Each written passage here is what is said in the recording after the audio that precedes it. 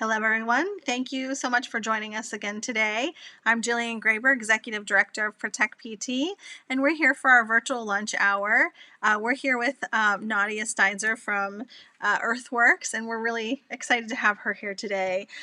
We're going to be talking about the PA environmental breakdown, and Nadia is going to be talking about some of the work that Earthworks has been doing. And so, hi, Nadia. Thank you so much for joining us today. Hi, everybody. Great to be with you. And thanks, Jillian, and everyone else with Protect PT for inviting us. Yeah. So, Patrick, if you'll go ahead to the next screen. We're going to start. Nadia has a presentation for us that she's going to talk about, and then afterward we're going to be taking some questions. So we would ask that you can go ahead and chat your questions, and Amanda's helping support us today. So thank you, Amanda. She's going to be offline in the chat with YouTube. So go ahead and chat in your questions, and then I'll pop them up on the screen when Nadia's done her presentation, and we can discuss those things. So go ahead, Nadia, take it away. Thanks so much, Jillian. And again, hello to everyone. I work for Earthworks. We have been working in the Marcellus and Utica Shale region for about 10 years. And I've titled this presentation Loud and Clear, Pennsylvania's Inadequate Response to Oil and Gas Pollution in the Public. And Loud and Clear is also then the title of a series of state reports that we just put out on oil and gas pollution and state oversight of it, and in most cases lack thereof. But I also think Loud and Clear is appropriate in the wake of the Pennsylvania Attorney General's and the grand jury reports that came out recently in the what seems to be a series of criminal indictments against Pennsylvania oil and gas companies. And you know what? The reason I mentioned that we've been working for about a decade, and you all as residents of PA have been dealing with the fracking boom even longer, is because, you know, one of the take-home messages of the Attorney General's reports, and I think our work as well, and all of your work, is that the problems have been ongoing, and frontline communities have been dealing with the water, air, and health impacts of the industry for a very long time. And so while, you know, the industry and the DEP, and to some degree the Department of Health as well, responded to the Attorney General's reports as, oh, that's just ancient history, that's in the past, I think we all know that it's ongoing. And so that's kind of the context for what I'm about to talk about. Okay, we can go to the next real slide. So a lot of the work that we've been doing in the last few years has been focusing on climate. And of course, because climate emissions and health impacting emissions are co-pollutants, as they're called, or hitchhikers on each other, we really talk about the climate and health impacts of oil and gas development together. So, you know, that is probably what has changed a little bit in the last few years, is a growing awareness that not only does gas development in Pennsylvania and many other states negatively impact frontline communities with noise, air concerns, odors, waste, as I know you're all dealing with, but it is also an increasing impact on the climate. And so there's been this kind of coming together of the climate movement and the anti-fracking movement, which has been really exciting and heartening. So just to go through some of the, you know, basic facts that underpin our work, methane is, we call it, and the Intergovernmental Panel on Climate Change does as well, methane is about 86 times more potent a greenhouse gas than carbon dioxide, and methane is, of course, the primary component of natural gas or frack gas. And that is based on a 20-year time scale, which is about the time that scientists say we have to deal with the most, to really rein in pollution, to deal with climate change. And then there are also studies by NASA and others that show that the oil and gas boom, in particular the shale boom, has been a key reason for the rapid rise that is being detected with satellites and other instrumentation for the increase of methane in the atmosphere. And then, as I said, you know, the co-pollutants are VOCs linked volatile organic compounds. It's a whole host of toxic chemicals that come from industrial operations, and including oil and gas. And those are now scientifically proven to be linked with headaches, eye, nose, and throat irritation, fatigue, aches and pains, neurological changes, a whole host, nausea, a bunch of other health impacts. And I will say, when I started this work about 10 years ago, we did health surveys in Pennsylvania, and those were among the first studies of health impacts among frontline communities.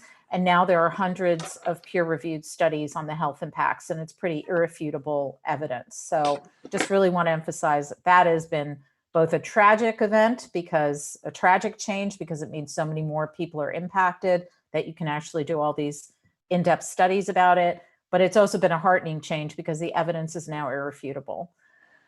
So another reason there's a health impact, which is also brings together the climate and the health impacts and really joins them, is the development of ozone. And I know in Western Pennsylvania, all of Pennsylvania actually, but in particular in the West, along you're sort of I do the triangle motion of West Virginia, Eastern Ohio, and Western Pennsylvania, you suffer a lot from ozone exceedances and ozone issues. Which is the product of nitrogen oxides, volatile organic compounds. And science is showing increasingly that methane and ethane are also precursors to ozone when they mix with heat and sunlight. So there's a lot of emerging science now on how gas development that releases a lot of methane is also contributing to ozone, which has respiratory and cardiovascular impacts. And then I did just want to mention the waste and drilling issues, because I know you're all dealing with that in your region, and it is an ongoing problem, and that contamination from the mishandling of waste. Next slide, please. So we at Earthworks have been, for the last several years, running a project called the Community Empowerment Project, and we have named it that because we really endeavor to provide communities like yours and others with proof of pollution.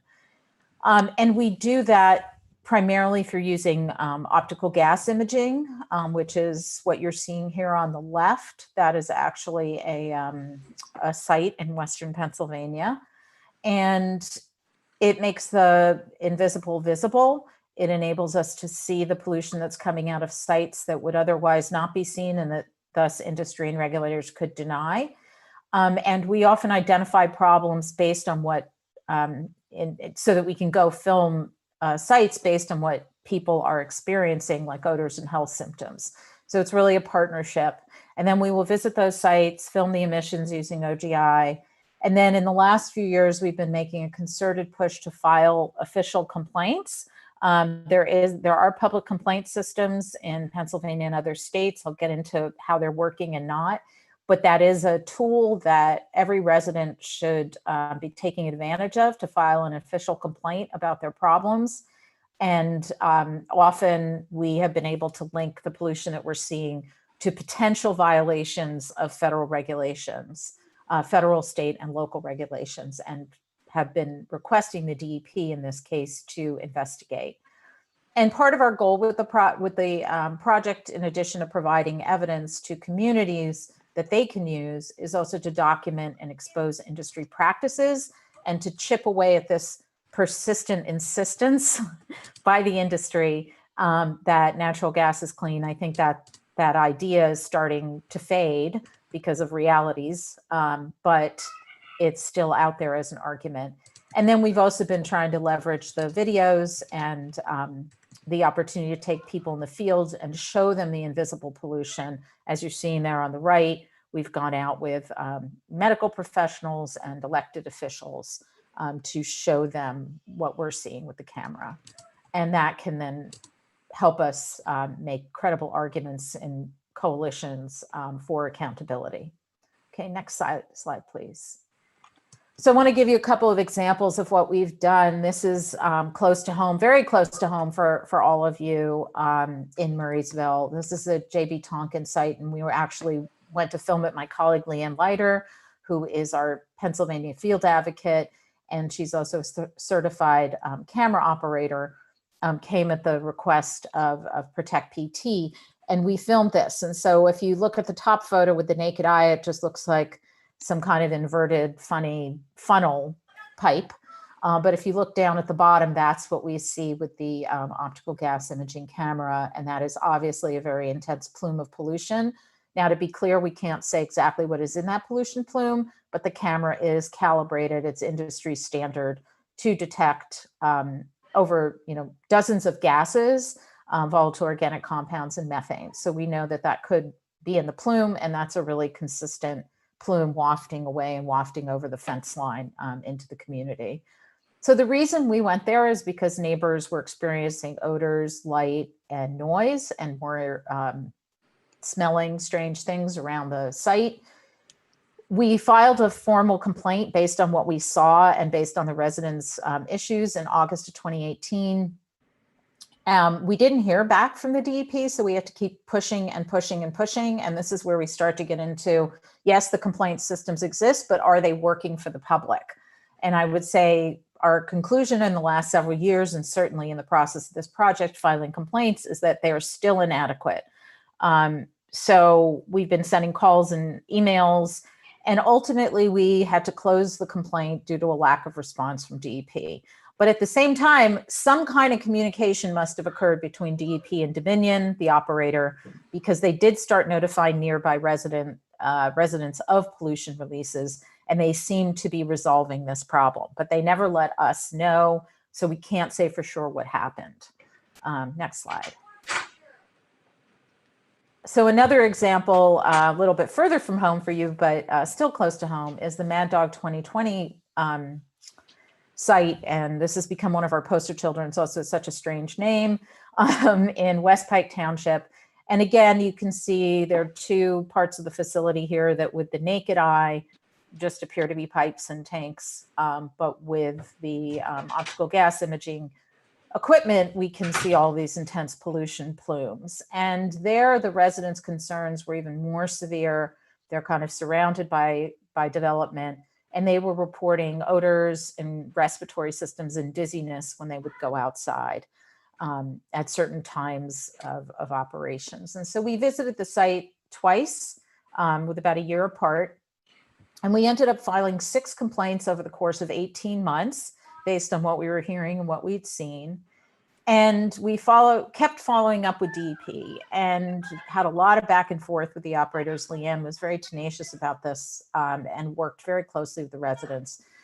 So the operator actually made repairs, but additional leaks kept occurring. We would go back, we'd hear complaints, and it actually took, again, 18 months, a lot of media attention and mentioning this site in a Pennsylvania Senate hearing to get enough action that it would help the frontline residents. So we saw these 2 examples as successes, and at the same time, it really shouldn't take this much work.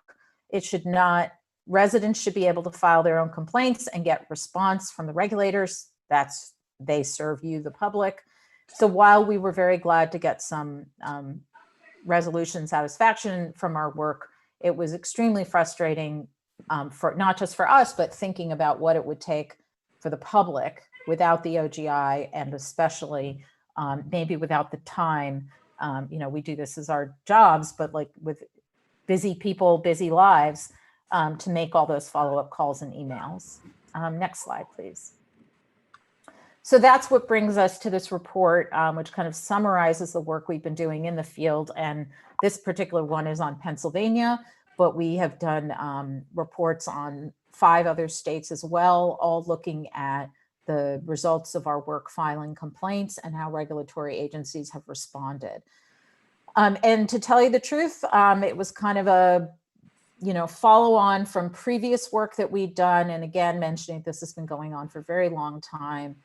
So about 5 years ago, Earthworks, as well as other organizations like Public Herald, the investigative news site, as well as even the Pennsylvania Auditor General, did reviews of how DEP was responding to the public in a variety of ways. Public Herald looked at water complaints. We looked a lot at certain sites and what had happened at them and why. We did case studies around the issues. And the Auditor General took a pretty broad look at the DEP the DP enforcement system. But in all of that work, there were elements of like, how are complaints working? How does DEP respond to the public? And I'm just going to give you our basic conclusions, and happy to get more into it in the discussion. But essentially, we found that even today, you know, several years on from those initial investigations, even though DEP has expanded its staff, it remains woefully under-resourced, has not been able to keep up with expansion. The number of wells and the amount of drilling and the facilities have far outstripped their inspector capacity. And also, as many of you may know, the DEP has been incredibly underfunded and has had its funding actually cut in the course of the shale boom. So that's just unconscionable, and that's on the legislature and previous administrations. So ultimately, the agency still lacks resources, and it also still lacks, I think we can safely say, the political will to really put the interests of the public ahead of the expansion of the industry. The response to the public through complaints and through just general communication with the public remains really inconsistent and insufficient as far as we're concerned. And we saw this most recently in the kind of work that I just explained, visiting sites, filing complaints. So over the course of the last 3 years and during this project, we made about 200 visits to 100 well sites, compressor stations, and processing plants in Pennsylvania. And we have Leanne and other staff and many community members to thank for that work. We ended up filing 50 official complaints using OGI. Only 11 resulted in actual remedy by the DEP to reduce pollution, like the installation of new equipment or the fixing of a leak.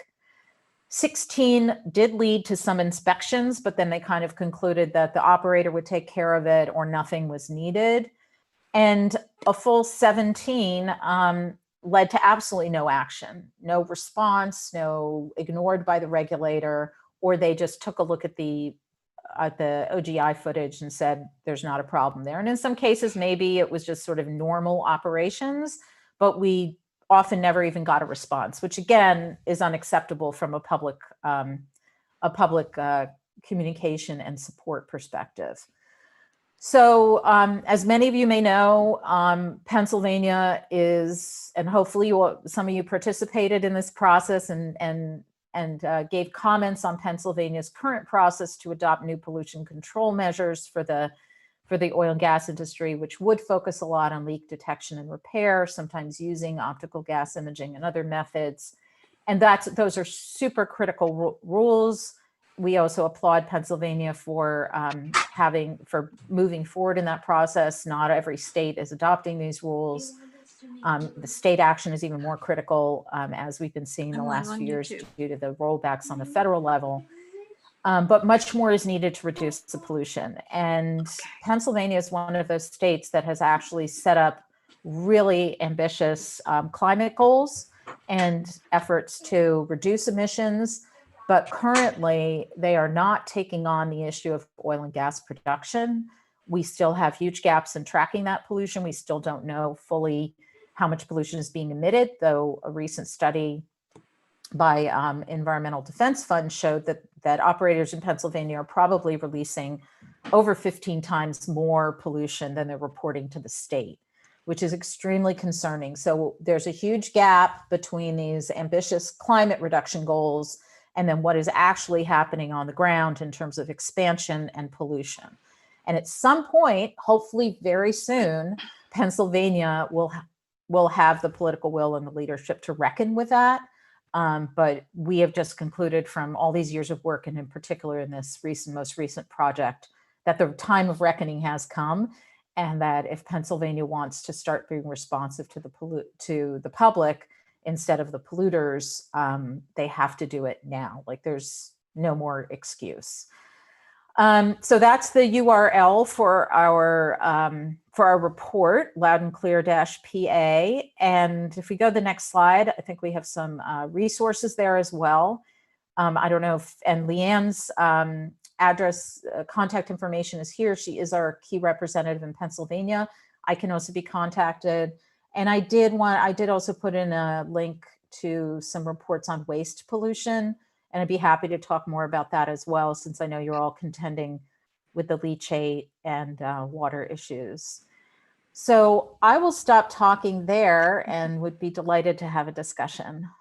Yeah, thank you so much for that overview, Nadia. I think that reports like these are so important because, when we hear as residents that there's pollution in our community, a lot of times we are overlooked, and people make complaints. But when you hear it from an entity, especially with the amazing flir technology that you're using, it's hard to kind of say, well, that's a one-off complaint, which we hear a lot, and actually, Patrick, if you wouldn't mind going back to the slide with the Tonkins compressor station. I just want to give you some more background with the discussion on this particular site. So they were this site is actually in the process of being expanded and has been for, I think, 2 years. So Patrick, you'll have to go back to the FLIR footage in Murraysville. Several slides back. One more. There we go. There we go. Okay. So this particular compressor station, we had a resident that lived near it, that we met at a hearing because they were hoping to and they have expanded the compressor station to over double its original size. And so this resident said, they're lying about the noise. They're lying about the smell. This is something I deal with every day living next to this thing. And so we went out there and we did some noise monitoring. And when I was putting in the equipment, I was there for about 45 minutes talking to the resident and setting up our equipment to measure the noise. And we did get some noise measurements from that particular site. But I became very ill after being there. And so I talked to the resident afterward and I said, I was very ill that entire night. And obviously this is something you deal with all the time. So would you mind calling the DEP and complaining? And they did, and we did a file review afterward, after the resident let us know that he had made the complaint. We did the file review, and lo and behold, we found that there were 11 leaks that were found. And the operator said, well, we don't have to repair them, but we will as a good neighbor. And this footage was taken after those leaks were repaired. So 11 leaks that they had found. And I think that, and Nadia, maybe if you want to talk a little bit about the difference between operational emissions versus fugitive emissions and what that means. Sure. So there's a lot of, terms, as you said, fugitive emissions, operational emissions. There's also a concept of leaks. Different people interpret it differently, but essentially all of these facilities are, as we call it, permitted to pollute. They have to receive permits to release pollution into the air. So, there's a lot of emissions that come out of, say, compressor station stacks. I think I had a photo of that, or FLIR photo above, that might, out of engines and so on, that might be permitted and considered to be within the limits of the permits. So operators will often say, oh, well, that's not a problem because we're permitted to release that. But the issue there, I'll just say, get on my soapbox for a second, is that they're not actually doing the measurement and they're not actually quantifying it to determine whether they've exceeded the threshold, or they may be on like an annual basis and it's all based on estimates. But so then that gets into the issue, if somebody is feeling sick because of the emissions, that should be sufficient reason to say there's a problem, and to not just accept that it's within permitted limits. So that would be operational emissions.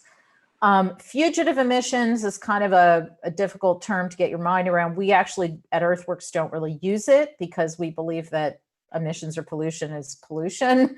And that if it's fugitive, it kind of implies the same thing as leaks, which is that It shouldn't be happening based on the equipment. So the equipment, say a pipe should be tight and sealed, should not be spewing. There's a question, there's a big issue around flaring, a question with this pipe that you're seeing, why is it releasing? Is that what it's intended to do? Or is that a leak in an operational problem or a mechanical problem that needs to be addressed and fixed? And that's what these new pollution control rules are designed to do, to detect and repair leaks, which is extremely important. But they don't get at the bigger issue of all of these allowed emissions that can still be causing a lot of problems for the climate and health, and have direct impacts on residents. So I hope that helps. So it sounds like this is just one piece of a much larger puzzle, and that absolutely, and you were talking about the emissions that are actually happening are much higher than are estimated, and I just wanted to talk about that really quick because back in, I think it was 2018, we looked up on one of the operators that is in our community, and we wanted to know, had they, what had they reported for their inventory. And I think the people need to maybe understand that when you say that the DEP, this is a permit to pollute, that's really what it is, because under this exemption in the law, the operator is allowed to put out so many emissions, but what they're supposed to do is on an annual basis, they're supposed to let the DEP know, and this is not based on actuals, this is based on an inventory. So they take the equipment that they're using, how long they're using it, how much of it they're using, and they do some math in they input those numbers into a computer, and it pops out a number, and that tells the DEP how much what the inventory of emissions are for that particular site. But that's a required report every year.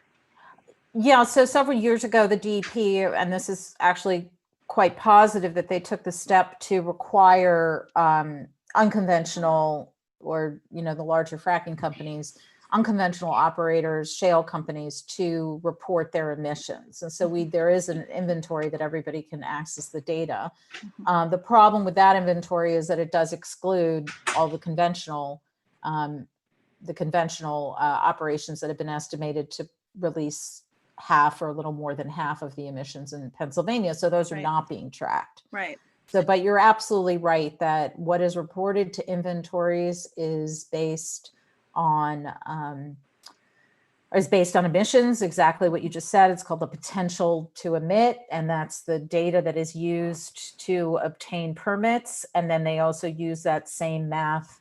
It's like the engineering specs of the equipment, how much is it designed to emit. And so one problem with that is that not only is it estimates as opposed to actual measurements at the time, but it also assumes excellent operation.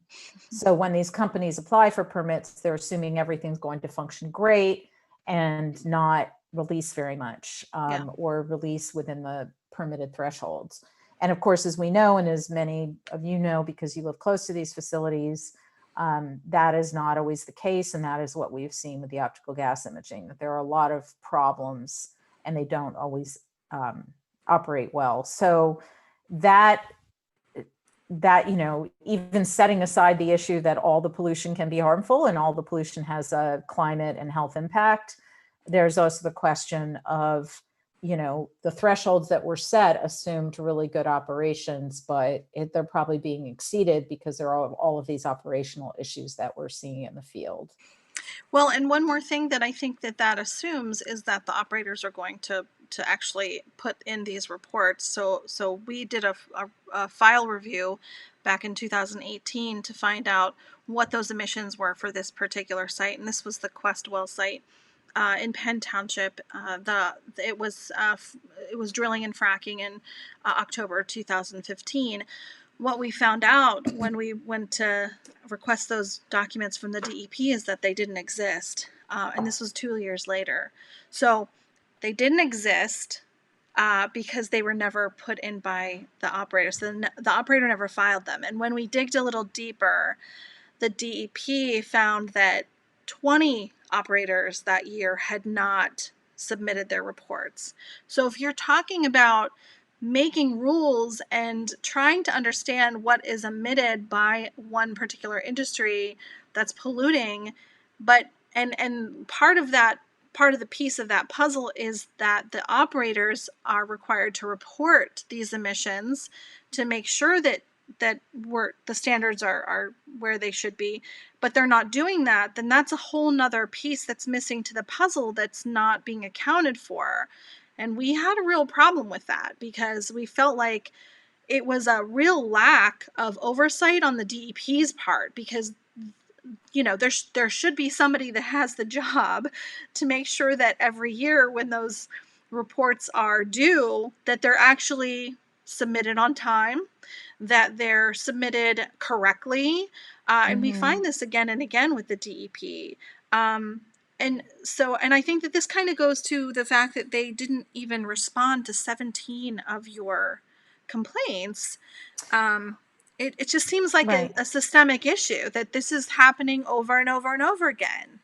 Yeah, I think that you just hit the nail on the head with I agree with everything you said, but with that last summary, that it's a systemic issue. And I think that's also what the Attorney General Shapiro is getting at with the grand jury reports. It's what the Auditor General said. It's what, other organizations besides Earthwork, including yours, have found, that there's enough, you can say, well, it's just this case or that case, or we were only able to file 50 complaints and do 200 visits, and you were focusing on a couple of individual sites, or we're doing an analysis now around, what do certain operators report to DEP versus report to the U.S. Environmental Protection Agency database in terms of greenhouse gases. And there seem to be discrepancies there. So we can always say these are just individual cases, but after a while, and after 10 years into this or 12 years into the shale boom, they have added up. And then I think that's where you get the question of, like, this is a systemic failure of a regulatory agency. And granted that Pennsylvania DP is not alone among failed regulatory agencies nationwide, but certainly as the nation's second largest natural gas producer, they should be doing better. Yeah, I agree with you. They shouldn't be trying to trying to hit the floor. They should be trying to hit the ceiling, especially since we have an environmental amendment Right. in this state, in the Commonwealth, that guarantees us under our Constitution a right to clean air and pure water. And as you can see in the work that you guys are doing, this concept of clean air is not being met. This constitutional amendment is not being met. I think that's a really important thing to point out. We do have a question. Okay, great. She asks, Nadia, why do you think the current leadership hasn't emphasized the terrible funding and performance of PADEP? That is an excellent question. I would almost turn it back to Pennsylvania taxpayers and residents, which I'm actually not one, though I think of myself as an honorary Pennsylvania resident. That is a really good question. So there was a time when a lot of environmental organizations were meeting quarterly with the DEP, and that was always one of our questions, like, why are you guys not standing up for yourselves, right? Your budget's being decimated. You're constantly having to fight during appropriations processes. The current administration has actually, in the more recent proposed budget, put in for a vast expansion of the DEP's budget, including for more inspectors, and staff has increased at the DEP, and particularly in inspectors, but obviously they're not getting enough. And, ideally you would have agencies and leadership in the governor's office saying, we can't continue to issue permits and oversee these operations without sufficient resources. And that's the piece that's really been missing. And probably the simple answer, the most general answer I could give, is that's just because there has been more of a political will in the state by leadership, administration, the legislature, the industry pressure, industry lobbying to expand the industry and issue permits than there has for proper oversight.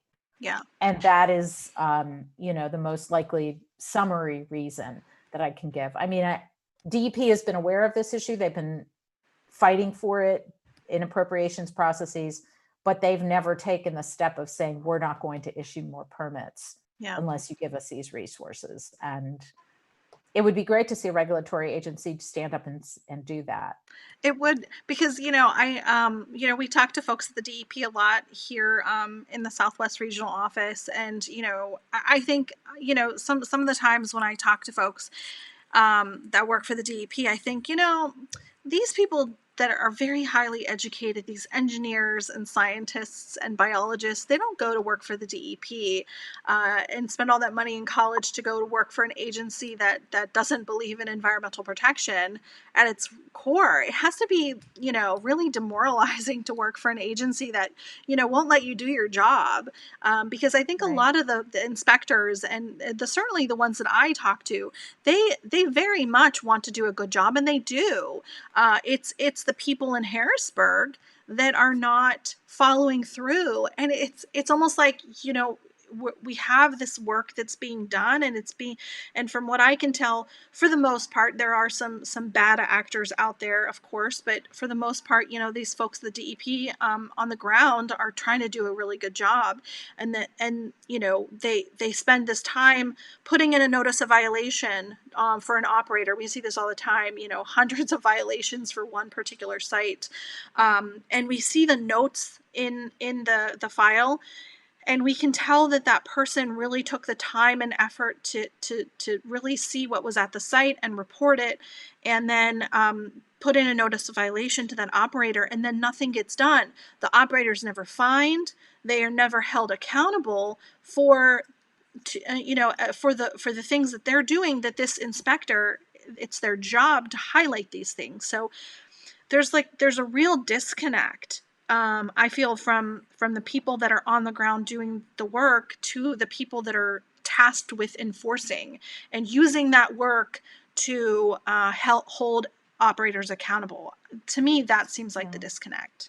Yeah, there's a lot of disconnects, and I would agree that that's one of them. We found that as well, both in terms of the caseloads of the inspectors just being untenable, given the number of wells and polluting facilities in the state, plus all the waste issues and water issues. And I agree, we had a lot of communication behind the scenes, and Leanne in particular, with these different inspectors, and we found the same thing. Like, they're trying, but they can't get out there at night. They can't get out there on the weekends. They don't have the resources for that. So yeah, it's a pretty multi-layered problem, but I think it all boils down to insufficient resources and insufficient will to really police the industry and to really oversee the industry in a way that serves the public and is responsible to the public good.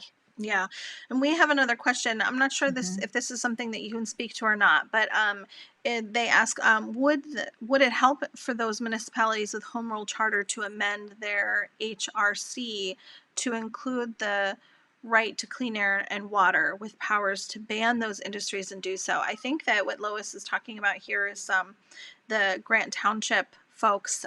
They have their own rights of nature. And that's Constitution. being contested now and kind of fought for, right? Yeah. So, yeah. I unfortunately can't answer that from a legal policy standpoint. I think it'd be better consulting with someone around the home rule, though I do have some information on that. I think, any opportunity that one has to bring the municipal powers to bear is super important. And as many of you know, like, you can have a direct contact with your municipal leaders, and they can often be more responsive, hopefully, sometimes they're not, than on other levels of government. And certainly with the powers vested in municipalities in Pennsylvania, it's a really excellent question as to whether, the Article 27 constitutional aspects could be added to that. But I, like others, are waiting to see what happens with Grant Township and other aspects. There was an attempt several years ago, some of you may remember this, an attempt under the Corbett administration to allow oil and gas development in every zoning area of communities. Yeah. And there were municipalities that fought back and said, we're going to exclude polluting industries and heavy industry from certain zones like residential areas. So that kind of gave the sense that, you could potentially fight back on this basis as well. But unfortunately, I can't speak to the legal aspects of that. Yeah.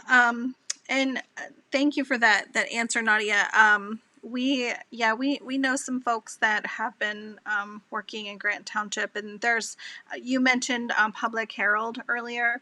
They have a wonderful movie for anyone that is interested. Yes. They have a wonderful documentary called The Invisible Hand, and it talks a lot about the rights of nature and the stuff that the folks in Grant Township are talking about right now and dealing with. So we have another question.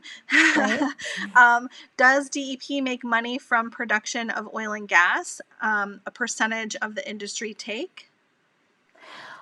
Well, Pennsylvania is the only major oil and gas producing state that does not have what's called a severance tax, which is that the industry has to pay a tax when it severs the minerals or severs the resource from the public domain, which is like owned by all of you.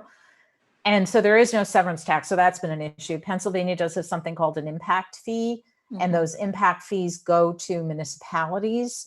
There's been a lot of controversy about how that impact fee money is spent, with municipalities using it for general funding purposes as opposed to environmental protection, environmental cleanup. The money doesn't go directly to the DEP. The DEP does make money on permitting and on, issuing the permits. That costs some money, not enough. And they do make some money. There are bonds put in for wells and administrative fees and things like that. But it's not, the DEP does not get money directly from industry profit.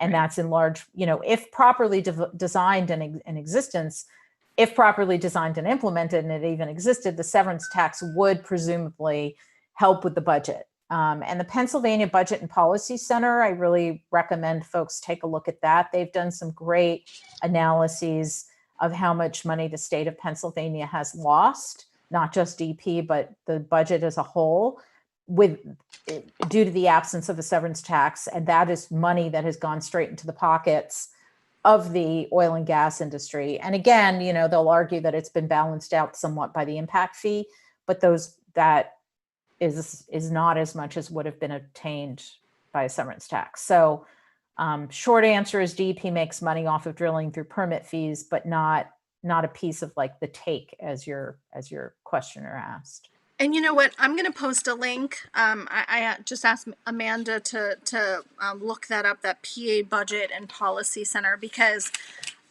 you mentioned that the impact fee goes into the capital reserve, and I have the number from the state agency that oversees this. That 88% of the impact fee, on average, in a municipality, goes directly into the capital reserve. And so that's money that's set aside by the municipality for anything that they want to use in the future, which is that's not a great statistic. And I'm glad you mentioned that Budget and Policy Center, because I had asked the question on a webinar that I attended with the center in the state, the agency in the state that's overseeing the impact fees, and he had no knowledge of the of this comparison of how much money Pennsylvania has actually lost because of oil and gas development. And we have another question.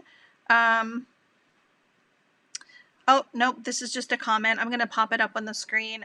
It says, thank you. This is from Luann. She says, Michigan's EGLE, former DEQ, does. So one of the things that you mentioned were, waste. We were talking about waste, and I know that there are tipping fees that the DEP gets from waste. And we do have a big problem with our Westmoreland County sanitary landfill. There's been a lot of issues with them, and others. I should say this is not just one landfill that's been accepting oil and gas waste for over 10 years. And what we're finding out now is that the waste that they're accepting has many constituents of oil and gas development. Particularly, it has constituents that produced water would have. And there we did have. I guess it was last month, Dr. John Stoles on at Duquesne, and he's been working on this issue, talking about the toxic leachate. And I know it's something that you mentioned. This is a big issue. Now they're trying to evaporate the leachate because they can't give it to the waste authority anymore. They won't accept it. I've been told that by residents near there that they're actually still accepting waste that they're not supposed to be accepting, but they're doing it at night. Under the cover of night. So there's a lot of problems there. They actually just requested a grant, $1 million grant, to make a biogas from using like a biogas digester system for compressed natural gas. And I was talking with Dr. Stoles yesterday, and he was just kind of telling me that anything that was contaminated that came into the landfill is going to contaminate any products, essentially any products that the landfill produces. So CNG, biogas, any one of these products, that's going to be dirty gas that they're putting out there. Do you have any information to share about that, Nadia, or waste in general and some of the issues? Yeah, I mean, it was interesting when you told me the other day that you're contending with the leachate, because it feels like with so much else with the trajectory of the industry in Pennsylvania, it's like, okay, now we're at the point of leachate, because everybody was sounding the alarm about what was going to happen if landfills in Pennsylvania and many other states continue to take these solid waste like drill cuttings and sludges. Some of them are questionable whether they're really solid or not. They can break down. And what was going to then happen to the leachate? And it's actually something that researchers flagged in West Virginia, several years ago, that the leachate coming out of these landfills was having a higher and higher level of toxic metals and toxic substances, and in some cases potentially radioactive elements. And so, how do you handle the leachate? In New York, there was just a big debate a couple of years ago about sending it to publicly owned treatment works, and that they're not. And I think that that's something you're dealing with in your county as well, is like, where do the landfills send their leachate? So rather than putting them in these open ponds to evaporate into the atmosphere, the better way of handling them would be to ensure proper chemical treatment and to treat leachate to test it. And if the leachate is a toxic waste, to ensure proper handling of that. And there are special treatment plants to handle toxic water or toxic liquids like leachate. But to treat it like it's just the other landfill products that have already been filtered through the earth and filtered through liners and all of those things that landfills do without proper chemical testing is where it all breaks down. So I would say that would be the first policy change that needs to happen, is these landfills and the state government need to be willing to do the chemical testing of all oil and gas waste, so that toxic waste is not going to municipal landfills, for starters. Radioactive waste shouldn't be going there either. That should be going to special treatment facilities. And the same principle should apply to the leachate. If it's toxic or radioactive, it should be treated and handled as such. Yeah. And I think that is going to require many policy changes. And so I think that, just classifying the waste as, instead of classifying it as residual waste, classifying it as toxic waste. Right. This was actually one of the things that we brought up in one of our cases, because, when they're at the site, there's actually a special it's not a permit. It's just an authorization that they have to apply for. It's called OG-71. So if anybody wants to look Yes. into that, and it tells the DEP how the operator is going to actually accomplish handling waste at the site. And in that plan, there has to be a plan for radiation.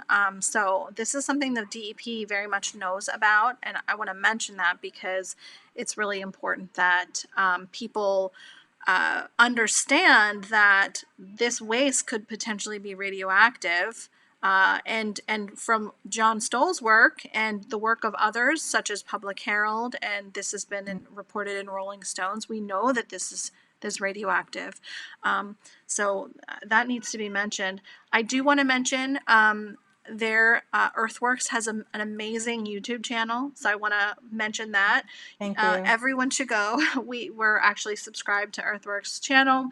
Everyone should go and subscribe to Earthworks YouTube channel, because all of the FLIR footage for the different sites that they've done is right there, and it's really fascinating, some of the things that you guys have posted. So thank you so much for all the hard work you're doing.